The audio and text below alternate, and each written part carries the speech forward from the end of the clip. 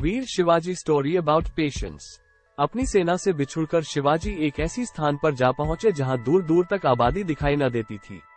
कुछ अंधेरा हो चला था। तभी कुछ दूर पर उन्होंने दीमक का मंद प्रकाश देखा। वे उधर गए और एक झोपड़ी के सम्मुख आ खड़े हुए। एक बुढ़िया बाहर आई और उन अभ्यागत को झोपड़ी के अंदर ले गई। शिवाजी थके होने के साथ साथ भूखे भी थे। बुढ़िया ने यह अनुभव कर लिया। उसने हाथ मुंह धोने के लिए गर्म पानी दिया और बैठने के लिए चटाई बिछा दी। शिवाजी हाथ मुंह धोकर आराम से बैठ गए। कुछ ही समय पश्चात बुढ़िया ने एक थाली में पकी हुई रोटियां परोसकर उनके सम्मुख रख दी। शिवाजी असहनीय रूप से भूखे थे।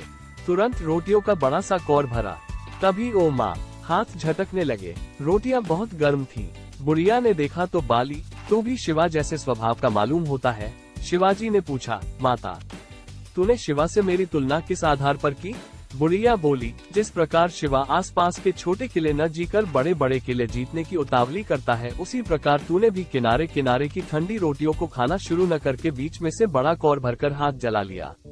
बेटा, उतावली से काम बनता नहीं, बिगड़ता है।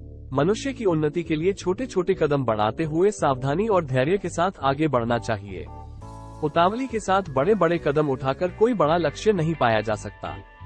जिस दिन शिवा छोटे छोटे किलों से अपना विजय अभियान प्रारंभ करेगा, उसी दिन से उसे कभी पीछे हटने की आवश्यकता न होगी और एक दिन ऐसा आएगा जब वह अपने मनोनीत लक्ष्य को प्राप्त कर लेगा।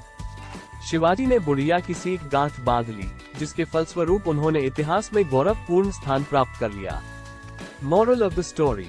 इस कहानी से हमें ये शिक्षा मिलती है कि किसी भी लक्ष्य की प्राप्ति के लिए उतावला न होकर जो धैर्यवान व्यक्ति दृढ़तापूर्वक धीरे धीरे आगे बढ़ते हैं, वे अवश्य सफल होते हैं। इसके विपरीत जो व्यक्ति छलांग लगाकर जल्दी ही लक्ष्य प्राप्त करने की जल्दीबाजी करते हैं, वे हमेशा असफल रहकर उपहास के पात्र बन जाते हैं।